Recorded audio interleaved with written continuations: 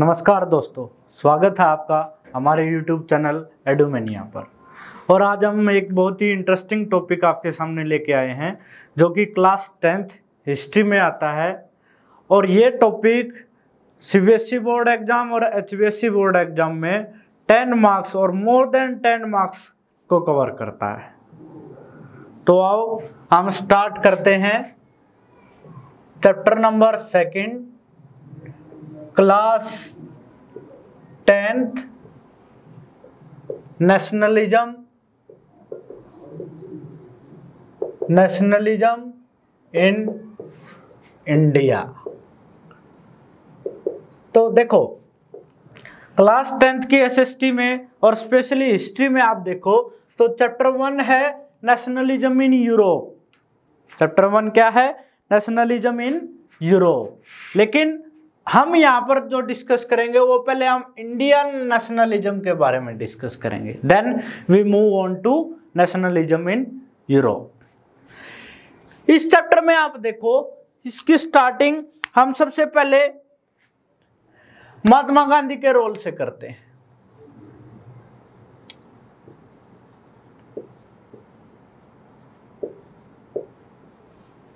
महात्मा गांधी, जिसको हम father of nation भी बोलते हैं, father of our nation,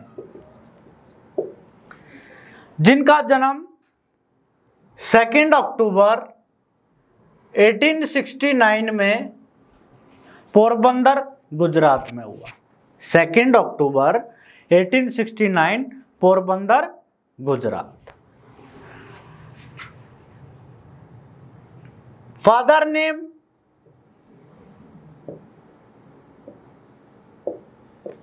Karamchand Gandhi.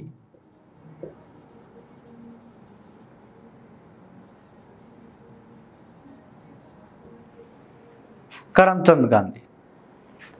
Mother name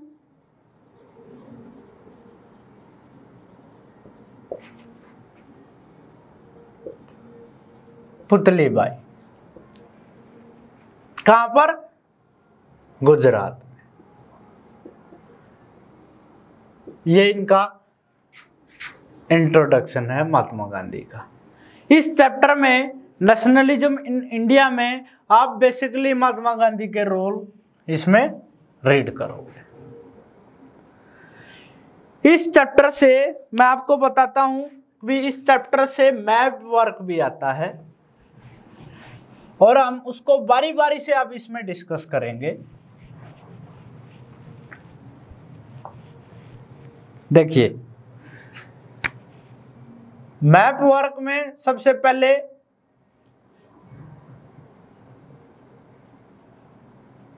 Gandhi moments,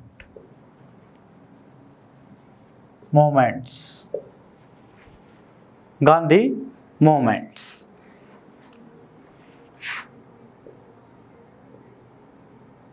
Champaran moment, जो कि इंडिया में गांधी जी का फर्स्ट मोमेंट था, 1917। चंपारण मोमेंट 1917। खेड़ा मोमेंट। अब खेड़ा मोमेंट 1918। खेड़ा मोमेंट 1918।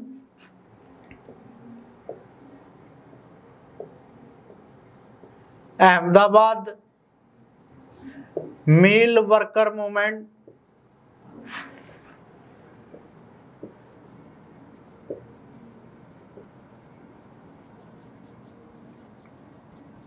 1918।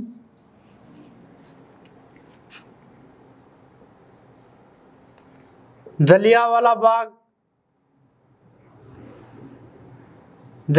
बाग इंसिडेंट्स 1919। और वी कैन से कहां पर हुआ था ये? अमृतसर। 5th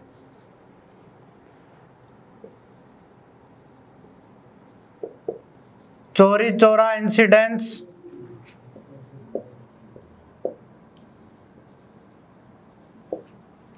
1922,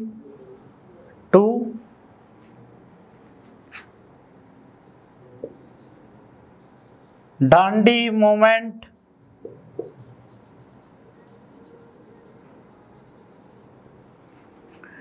1930,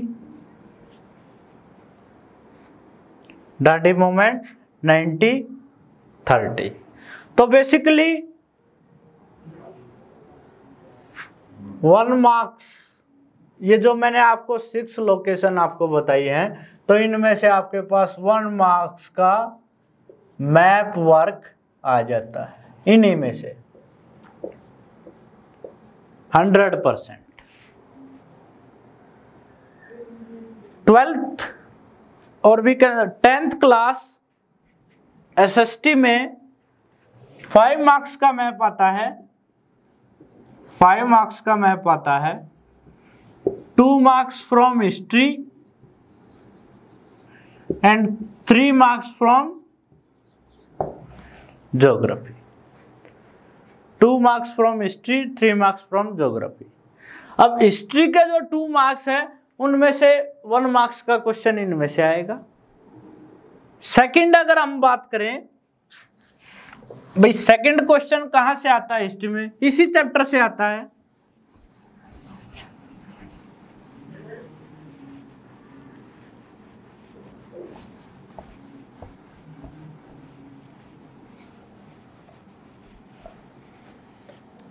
सेकंड टॉपिक है हमारा जो मैथ्स के लिए हम कवर करेंगे, Congress session. Congress session first 1916 Lucknow, इसको हम कोरिलेट करेंगे गांधी मूवमेंट से। 1920 मद्रास, जो प्रेजेंट डे चेन्नई को हम क्या बोलते हैं, मद्रास। और कलकत्ता, जो कोलकाता का ओल्डर नेम है, कलकत्ता कांग्रेस सेशन 1920।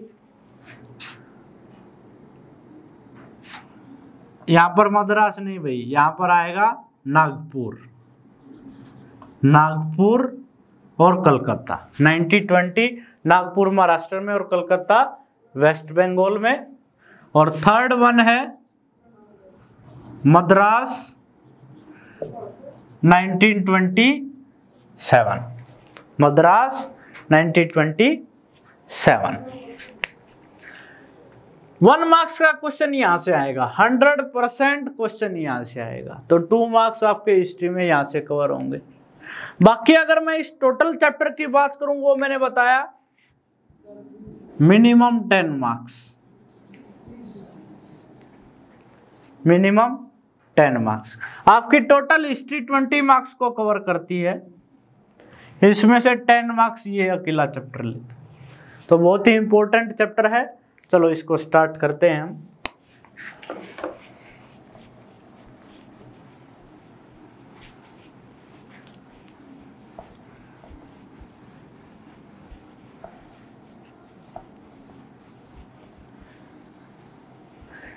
अब आपने देख लिया अकबर गांधी जी का जन्म 2 अक्टूबर 1869 में पोरबंदर गुजरात में हुआ।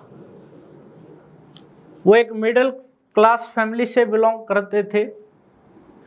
1893 में वो हायर स्टडी के लिए 1893 हायर स्टडी के लिए वो चले गए साउथ अफ्रीका। अब यहां पर यहां की कंडीशन देखिए, जैसे India is a colony of Britishers and south Africa is also a colony of Britishers. India is a colony of Britishers, south Africa is also a colony of Britishers. हमारे इधर बहुत सारा डिस्क्रिमिनेशन होता था। Britishers हमारा तरह तरीके से अलग अलग तरीकों से एक्सप्लॉयटेशन करते थे। वहां पर जो मेन सिचुएशन थी, वहां पे जो मेन सिचुएशन है वो डिस्क्रिमिनेशन था on the basis of colour between black and white people, between black and white people, उनके बीच में आपस में डिस्क्रिमिनेशन था। अब एक इंसिडेंस होता है वहां पर, अकबर गांधी जी टिकट लेके और एक रेल कोच में वो ट्रेवल करते हैं और उनको उस डिग्गे से बाहर फेंक दिया जाता है, बाहर निकाल दिया जाता है, बिकॉज वहां पर डिस्क्रिमिनेशन है between black and white. White people है वो अपने आप को सुपीरियर समझते हैं, पावरफुल समझते हैं। इसके खिलाफ गांधी जी ने, अब क्वेश्चन आ जाए कि गांधी जी ने सबसे पहले सत्याग्रह कहां पर किया था, तो उसका आंसर होगा साउथ अफ्रीका में किया था। कहां पर किया था? साउथ अफ्रीका में किया था। इशू क्या था? Discrimination of black and white जो साउथ अफ्रीका में चल रहा है उसको खत्म किया जाए, उसको खत्म किया जाए। इसके बाद हम देखते हैं अभी 1915 में गांधी जी इंडिया वापस आते हैं 1915 में। उसके थोड़े से दिन बाद ये कांग्रेस से जुड़ जाते हैं, क्योंकि हमारे इधर मेजर पार्टी कौन सी है? इंडियन नेशनल कांग्रेस, जिसका फॉर्मेशन, इंडियन नेशनल कांग्रेस का फॉर्मेशन कब हुआ था? 1885 बाय A.O. ह्यूम। तो कांग्रेस पार्टी से जुड़ते हैं। और अगर मैं इनके पॉलिटिकल मेंटोर की बात करें, मेंटोर या राजनीतिक गुरु, वो कौन थे? गोपाल कृष्ण गोखले। गोपाल कृष्ण गोखले ये गांधी जी के पॉलिटिकल मेंटोर थे। इनको गोपाल कृष्ण गोखले ने गांधी जी को एडवाइस किया, अकबर आप इंडिया की एक्चुअल सिचुएशन के बारे में जानना चाहते हो तो आपको विजिट करना पड़ेगा all over India, specially rural areas. आपको विजिट करना पड़ेगा, तब आप एक्चुअल सिचुएशन के बारे में भी, यहाँ की कंडीशन कैसी है उसके बारे में आप जान पाओगे। और गांधी जी ने ऐसा किया भी। फाइनली ये पब्लिक नोटिस में आते हैं, कहां पर? BHU एनुअल फंक्शन के दौरान। BHU means Banaras Hindu university, Banaras Hindu university. वहां पर एक फंक्शन होता है, उसमें बहुत सारे लीडर्स को, बहुत सारे हमारे इधर जो पॉलिटिकल स्ट्रॉन्ग थे उस टाइम पे, उनको बुलाया जाता है। और उनमें से गांधी जी को भी बुलाया जाता है। गांधी जी को क्यों बुलाया जाता है? क्योंकि उनको साउथ अफ्रीका में जो उन्होंने काम किया था, जो सत्याग्रह किया था, जो डिस्क्रिमिनेशन खत्म करने का प्रयास किया था, उसके व्याप को इनको इधर बुलाया जाता है। और लास्ट में बोलने का मौका भी दिया जाता है। और उस टाइम एक सिचुएशन थी, उस टाइम ये सिचुएशन थी, अभी कांग्रेस में जितने भी लोग जुड़े हुए थे, तो वो देखो, वो या तो रिचर सेक्शन थे, बिग इंडस्ट्रियलिस्ट थे, लॉयर थे, यानी कि बड़े बड़े आदमी इनसे जुड़े हुए थे। पीजेंट्स, वर्कर्स और लोअर क्लास पीपल का इसमें पार्टिसिपेशन बिल्कुल ना के बराबर था। ज्यादातर बड़े बड़े इंडस्ट्रियलिस्ट, लॉयर, यूनिवर्सिटी प्रोफेसर, इनको बुलाया गया, उन्होंने अपने स्पीच दिया। जब गांधी जी को मौका मिला तो उन्होंने सबसे पहले एडवाइस किया कि आप इंडियन नेशनल मूवमेंट में पीजेंट्स, वर्कर्स, लोअर क्लास के पीपल को पार्टिसिपेशन आपको करना पड़ेगा, तभी हमारा जो मूवमेंट है वो सक्सेसफुल हो सकता है। क्यों? क्योंकि हमारे देश की ज्यादातर पॉपुलेशन किस ग्रुप से है, क्या काम करते हैं? ज्यादातर पीजेंट्स हैं, आज भी पीजेंट्स हैं। और 1916 की बात करूं तो उस टाइम पे भी ज्यादातर लोग क्या थे? पीजेंट्स थे, खेती ज्यादा करते थे, वर्कर्स थे, लोअर क्लास के लोग थे, उनको शामिल करो। और इस बात का इतना असर पड़ा हमारे नेशनल मूवमेंट में, तो उसके बाद जो गांधी जी बाकी नेशनल मूवमेंट में बहुत सारे मूवमेंट वो करते हैं, जो मैंने अभी स्टार्टिंग में नाम लिखे थे इधर, तो उनमें बहुत सारे लोग, specially peasants, workers, lower caste के लोग, उनको काफी सारा सपोर्ट करते हैं, हर तरीके से सपोर्ट करते हैं। और जो मूवमेंट है हमारे, वो मास मूवमेंट बन जाते हैं, लार्ज पब्लिक गैदरिंग होती है, और अंग्रेजी सरकार को इनकी डिमांड्स को मानना पड़ता। ऐसे ही 1916 में लखनऊ सेशन भी, कांग्रेस का हर साल सेशन होता है, स्पेशली इन दिसंबर 1916 में लखनऊ के कांग्रेस सेशन में गांधी जी भी पार्टिसिपेट कर रहे थे। और बिहार से एक व्यक्ति आते हैं, राजकुमार शुक्ला, गांधी जी से मिलने। क्या इशू है? इशू है इंडिगो प्लांटर्स का, नील की खेती करने वालों का। भाई अंग्रेज उनसे जबरदस्ती नील की खेती करवा रहे हैं, जबरदस्ती नील की खेती करवा रहे हैं। नील जो इंडिगो है वो एक कमर्शियल क्रॉप है, कैश क्रॉप है, पैसा भी मिलेगा, लेकिन उसके साथ आप देखो जिस जमीन पे आप 2-3 साल इंडिगो उगाओगे, वो उसकी सिचुएशन तकरीबन बैरन सिचुएशन, हो बंजर हो जाती है। तो बहुत सारी प्रॉब्लम फेस कर रहे थे, लेकिन ब्रिटिशर्स चाहते थे अभी ज्यादा से ज्यादा जमीन पर क्या उगाया जाए? इंडिगो उगाया जाए।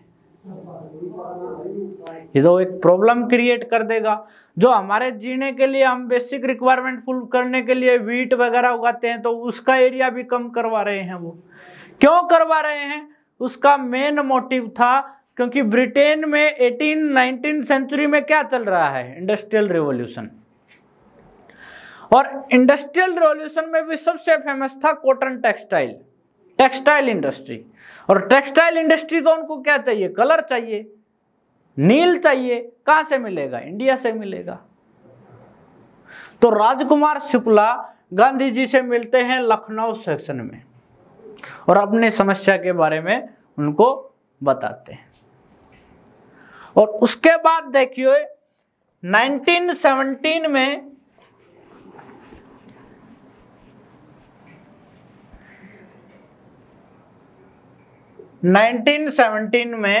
गांधी जी का फर्स्ट मेजर मूवमेंट, फर्स्ट सत्याग्रह स्टार्ट होता है, that is Champaran movement. Champaran है कहां? यह है बिहार में। बिहार में इशू क्या है? इशू है इंडिगो प्लांटर्स का। इंडिगो मीन्स नील। गांधी जी वहां पर जाते हैं, किसानों से बात करते हैं, इसके खिलाफ मूवमेंट स्टार्ट करते हैं और उनकी समस्या को सोल्व करने की कोशिश करते हैं। उसके बाद हम देखें, ये था हमारा फर्स्ट मेजर मूवमेंट था। अब एक मीनिंग आता है, आपसे सिंपल मीनिंग पूछ लें, व्हाट इज सत्याग्रह? सत्याग्रह क्या है? Fight for truth. Fight for truth. और फाइट किस वे में होगी? नॉन वायलेंस, कोई हिंसा इसमें नहीं होगी। हम शांति से अपने राइट्स की डिमांड हम करेंगे। क्लियर है। तो ये था गांधी जी का फर्स्ट मेजर मूवमेंट इंडिया में, दैट इज 1917 चंपारण मूवमेंट। उसके बाद जो गांधी जी के नेक्स्ट मूवमेंट होते हैं वो उनके home state. Home state means Gandhi ji का जो होम स्टेट था उसका क्या नाम है? गुजरात। होम स्टेट में होते हैं किस ईयर, किस साल होते हैं? 1918। Kheda peasants movement.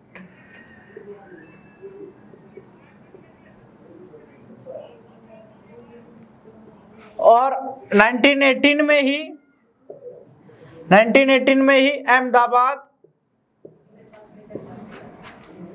Ahmedabad mill workers movement.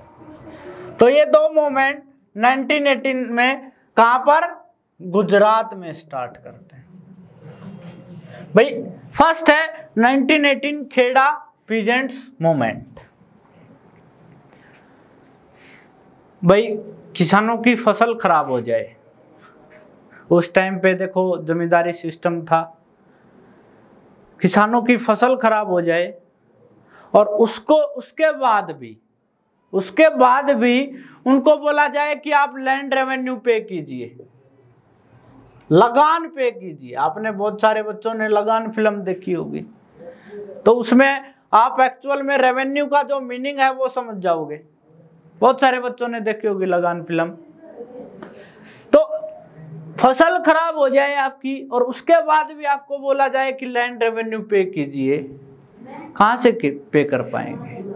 और ब्रिटिशर्स बार बार उनको एक्सप्लॉइट कर रहे हैं, तरह तरह की डिस्क्रिमिनेटरी पॉलिसी लेके आ रहे हैं। फाइनली गांधी जी इन पीजेंट्स के साथ जुड़ते हैं, ब्रिटिशर्स के खिलाफ मूवमेंट करते हैं, उसको हम क्या बोलते हैं? Kheda movement, Kheda peasants movement. कहां पर है ये जगह? गुजरात में। क्लियर है?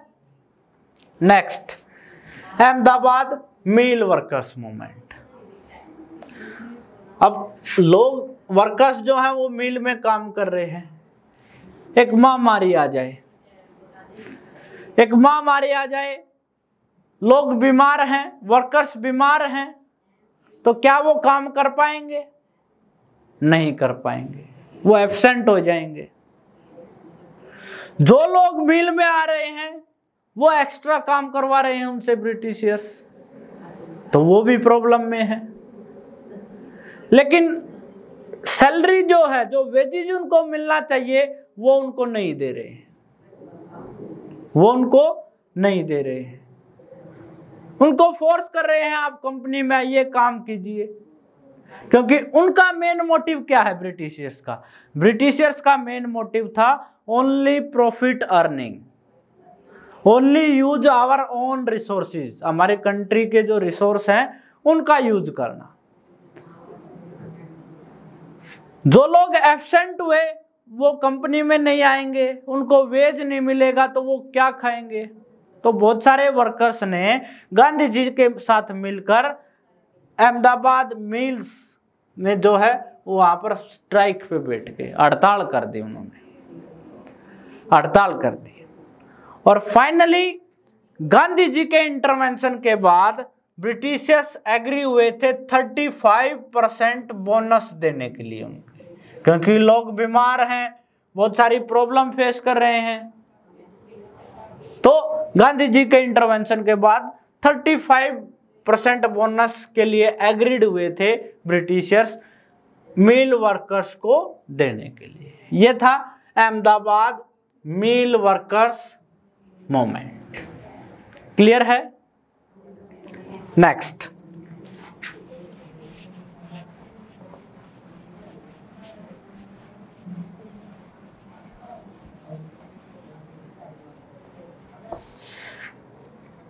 भाई देखो, ब्रिटिशर्स तरह तरह के डिस्क्रिमिनेटरी रूल रेगुलेशन इधर लेके आते थे।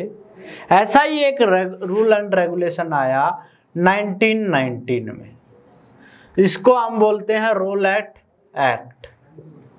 रोलेट एक्ट रोलेट एक्ट लेके आए। इसमें क्या है, फर्स्ट पॉइंट इसमें है detention without trial. Detention without trial, detention का मतलब है बंदी बना लेना, गिरफ्तार कर लिया जाएगा आपको शक के बेस पे, आप पर शक है उनको, उसी के बेस पे आपको गिरफ्तार कर लिया जाएगा विदाउट ट्रायल, यानी कि इसके खिलाफ आप कोई कोर्ट केस नहीं कर पाओगे। किस तरीके का शक है उनको शक है कि आप ब्रिटिशर्स के खिलाफ इंडियन पीपल को भड़काओगे, उनके खिलाफ कोई अभियान चला रहे हो, उस बेस पे आपको गिरफ्तार कर लिया जाएगा विदाउट ट्रायल। कोई कोर्ट केस नहीं कर पाओगे और आपको डायरेक्ट जेल में डाल दिया जाएगा। First point, detention without trial. Second,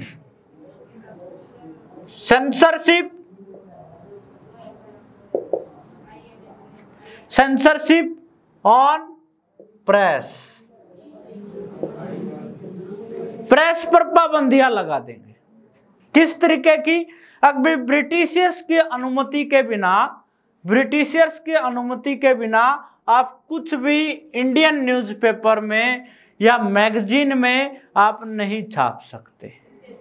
उनको शक है अभी जो इंडियन पीपल हैं, जो इंडियन इंटेलेक्चुअल्स हैं, वो न्यूज़पेपर के थ्रू, मैगजीन के थ्रू उनके खिलाफ अभियान चलाए हुए हैं। इसलिए उन्होंने एक रूल रेगुलेशन वो लेके आए, that is censorship on press. Censorship on press. Rowlatt act आया 1919 में। ऐसा ही एक इंसिडेंस इसके बाद 13 अप्रैल 1919 बहुत ही फेमस हिस्टोरिकल इंसिडेंस हमारे इधर हुआ था। बहुत ही दुग्ध हिस्ट्री है ये हमारी। ये क्या है, जलियांवाला बाग इंसिडेंस।